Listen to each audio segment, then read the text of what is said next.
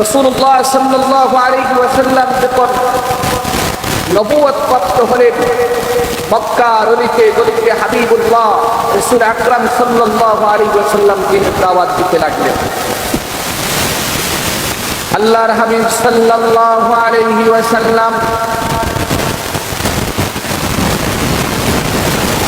দিনের দাওয়াত যখন মক্কার অলিতে গলিতে ঘুরে বেড়ায়, মুত্তাকিনকে রাসূলুল্লাহ সাল্লাল্লাহু আলাইহি ওয়াসাল্লাম শুনিয়েছিলেন, তোমরা কি প্রতিমার পূজা করো, মূর্তির পূজা করো? ওই প্রতিমা ওই মূর্তি আল্লাহ নয়, ওই প্রতিমা ওই মূর্তি তোমাদের সৃষ্টিকর্তা নয়। হাবিব সাল্লাল্লাহু আলাইহি ওয়াসাল্লাম যখন মক্কার অলিতে গলিতে ঘুরে ঘুরে দাওয়াত দিতেছেন, হাবিব সাল্লাল্লাহু আলাইহি ওয়াসাল্লাম একদিন, দুই দিন, তিন দিন এভাবে দাওয়াত দিতে দিতে মদিনার অলিতে গলিতে মুত্তাকিনকে বুঝিয়ে দিলেন, হে আবু জেহেলের প্রেতাত্মারা শোনো, এই উতবা সাইবা মুগীরার প্রেতাত্মারা শোনো, আমি আল্লাহর পক্ষ থেকে সিরাতের অংশীদার হয়েছি, আল্লাহর পক্ষ থেকে নবুয়ত প্রাপ্ত হয়ে তোমাদের মাঝে এসেছি দ্বীনের দাওয়াত দিতে, ইসলামের দাওয়াত দিতে।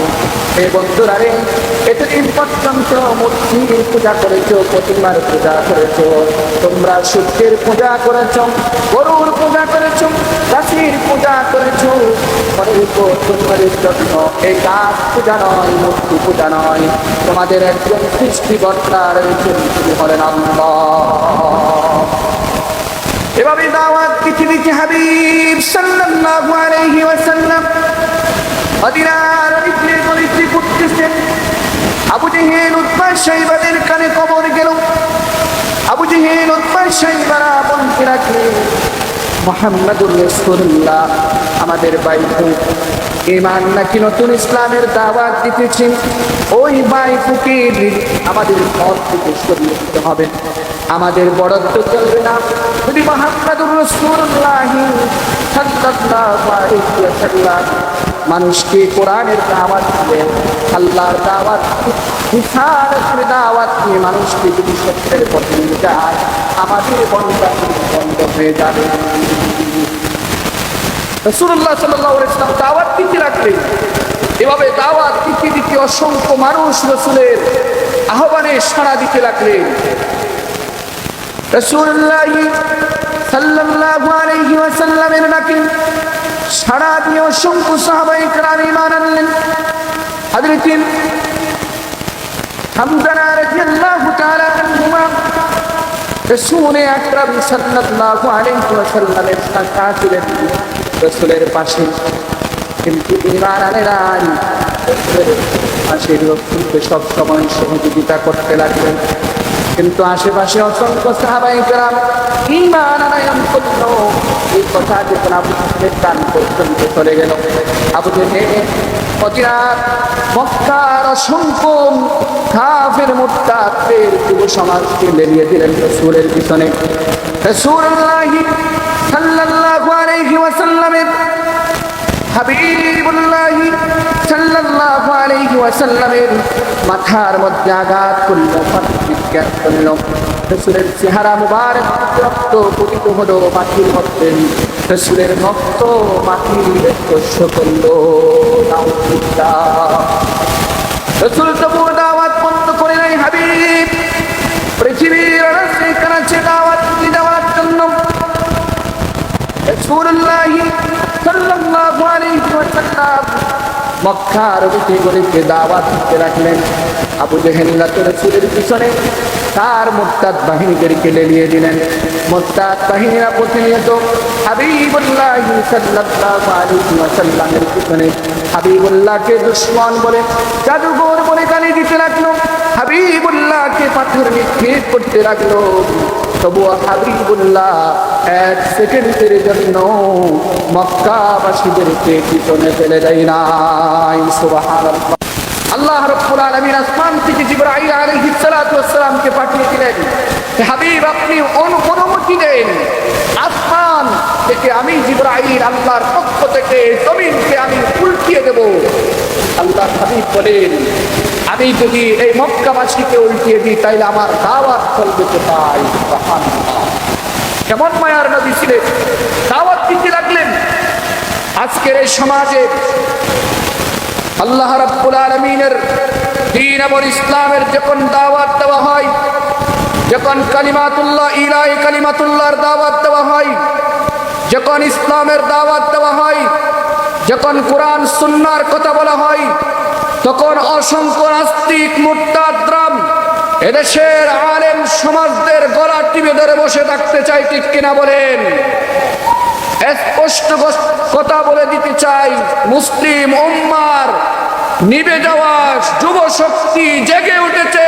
এই ধরনের কোন কুচক্রী মহল ইসলামকে নিভিয়ে দিতে পারবে না ইনশাআল্লাহ। দাওয়াত চলবে ইনশাআল্লাহ। হাবিবুল্লাহ সাল্লাল্লাহু আলাইহি ওয়াসাল্লাম মক্কার অলিতে গলিতে দাওয়াত দিতে হাবিবুল্লাহর উপরে মন নির্যাতন চলে আসলো।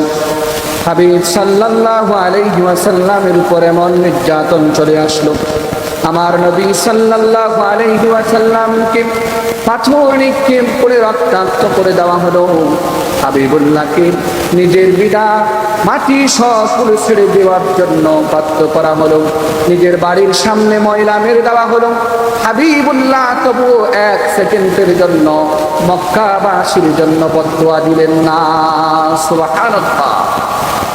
হাবিব রক্তাক্ত হয়ে গেলেন, তবুও মক্কার মানুষদেরকে ছেড়ে নাই রাসূলুল্লাহ সাল্লাল্লাহু আলাইহি ওয়াসাল্লাম মক্কাবাসীকে দাওয়াত দিয়ে অসংখ্য মানুষকে ঈমানের পথে নিয়ে আসলেন। সুবহানাল্লাহ।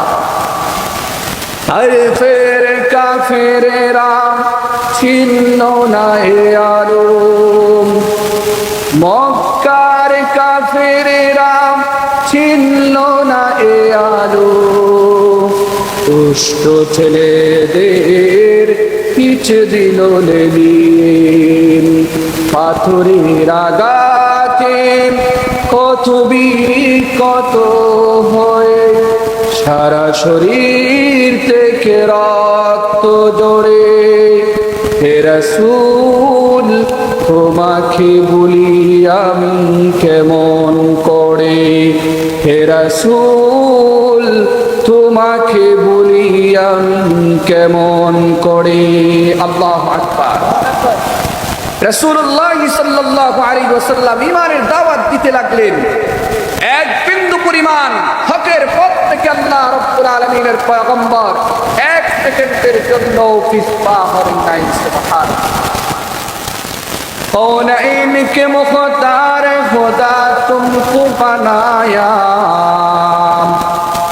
कौनैन के मुख्तार खुदा तुमको बनाया, उम्मत के नगाबान खुदा तुमको बनाया, उम्मत की नगाबान खुदा तुमको बनाया। मेरे आंखों में समझ आई मदीना, या रब मेरे आंखों में समझ आई मदीना, मुद्दत से मेरे दिल में तमन्नाए मदीना, मुद्दत से मेरे दिल में तमन्नाए मदीना। तलवार पकड़ हो के निकल मैदान यासीर, तलवार पकड़ हो के निकल मैदान यासीर, दुश्मन के मुकाबिल तो लगाना रही तकबीर, दुश्मन के मुकाबिल तो लगाना रही तकबीर। लिल्लाही तकबीर से दुनिया को हिला दे, लिल्लाही तकबीर से दुनिया को हिला दे, मिल्लत की हिफाजत के लिए जान लड़ा दे, मिल्लत की हिफाजत के लिए जान लड़ा दे, मिल्लत की हिफाजत के लिए जान लड़ा दे।